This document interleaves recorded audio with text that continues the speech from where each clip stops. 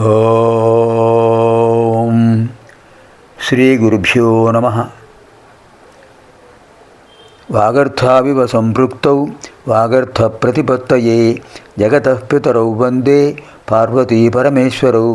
శృతిస్మృతిపురాణానాం ఆలయం కరుణాలయం నమామి భగవత్పాదం శంకరం లోకశంకరం. ఇదానీం వయం సర్వే చతుఃపంచాశత్తమ లహర్యాం ప్రవిశామః. 54వ లహరిలో ప్రవేశిస్తున్నాం. ఇప్పుడు ఇది కూడా తాండవం చేస్తున్న పరమేశ్వరుని స్తుతించే అద్భుత శ్లోకం. ముఖ్యంగా షట్పదిలో శంకరకృత షట్పదిలో ద్వితీయ శ్లోకం. దివ్యధుని మకరందే పరిమళ పరిభోగ సచ్చిదానందే శ్రీపతి పదారవిందే భవభయఖేదచ్యుతే వందే. దివ్యధుని మకరందే పరిమళ పరిభోగ సచ్చిదానందే శ్రీపతి పదారవిందే భవభయఖేదచ్యుతే వందే. దివ్యధుని మకరందే ఆకాశగంగ అద్భుతంగా మకరందంతో కూడిన పద్మాలతో అలా ప్రవహిస్తుంది. పరిమళ పరిభోగ సచ్చిదానందే ఆ పద్మముల యొక్క పరిమళంతో జ్ఞానమనే ఆనందంతో ప్రకాశిస్తున్నాయి. ఏమిటవి? పదారవిందములు. శ్రీపతి పదారవిందే ఆ శ్రీ మహావిష్ణువు యొక్క పాదపద్మములు. ఎటువంటివి అవి?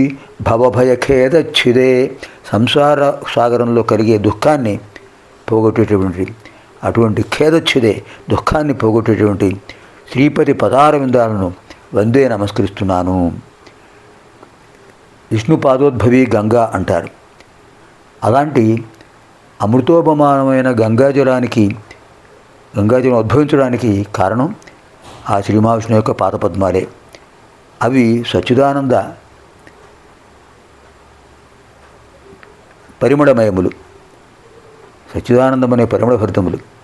అటువంటి పాదారవిందములు సంసార సాగరంలో కలిగే దుఃఖాలను తొలగిస్తాయి. ఆ పాదాలకు నమస్కారం. దివ్యధుని మకరందే పరిమళ పరిభోగ సచ్చిదానందే శ్రీపతి పదారవిందే భవభయఖేదచ్యుతే వందే. 54వ లహరి.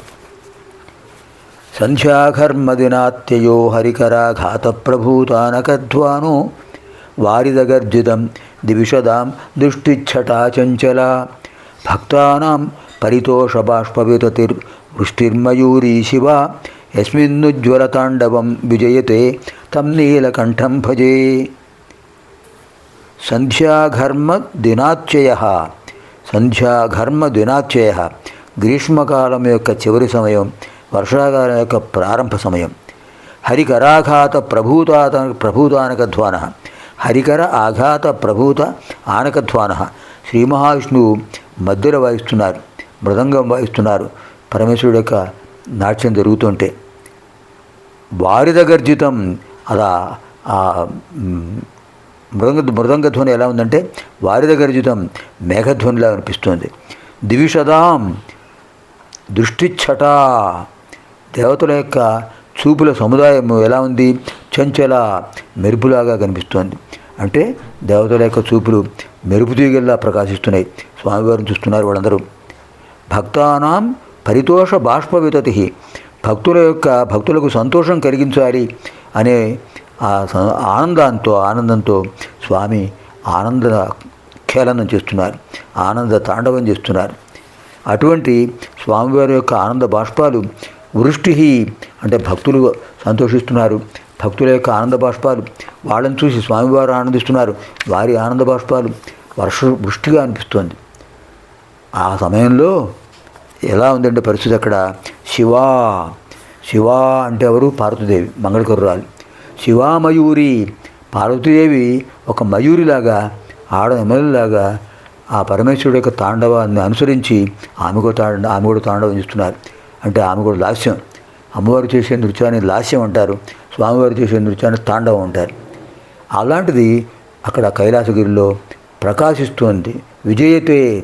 విజయవంతంగా అది సాగుతోంది ఆ నృత్యం. కం నీలకంఠం భజే, ఆ స్వామివారిని, ఆ నీలకంఠుడిని సేవిస్తున్నాను. సంధ్యా సమయం, వేసవికాలం అయిపోతుంది, వర్షాకాలం ప్రారంభమవుతోంది. స్వామివారు నాట్యం చేస్తున్నారు. మధ్యల ధ్వని, శ్రీ మహావిష్ణువు మృదంగాన్ని వాయిస్తున్నారు. అది ఎలా ఉందంటే మేఘధ్వనిలా అనిపిస్తోంది. దాంతో పార్వతీదేవి ఒక నెమలిలాగా అమ్మవారు కూడా లాస్యం చేస్తున్నారు, మేఘధ్వని లాంటి మృదంగ ధ్వని విని. అటువంటి పరిస్థితుల్లో అమ్మవారిని చూస్తూ స్వామివారు ఇంకా ఆనందిస్తున్నారు. స్వామివారిని చూస్తూ భక్తులు ఆనందిస్తున్నారు. ఆనంద వర్షం కురుస్తోంది. ఎంతో అద్భుతమైన భావన. ఇది కూడా రూపకాలంకారం. సంధ్యాఘర్మదినాత్యయో హరికరాఘాత ప్రభూతానకధ్వానో వారిదగర్జితం ద్విషదాం దృష్టిచ్చటా చంచల భక్తానాం పరితోషబాష్పవితతిర్వృష్టిర్మయూరీ శివ యస్మిన్నుజ్వలతాండవం విజయతే తం నీలకంఠం భజే. పునర్మిలామः ఆగామి కార్యక్రమే. సర్వేభ్యः శివానుగ్రహప్రాప్తిరస్తు. స్వస్తి.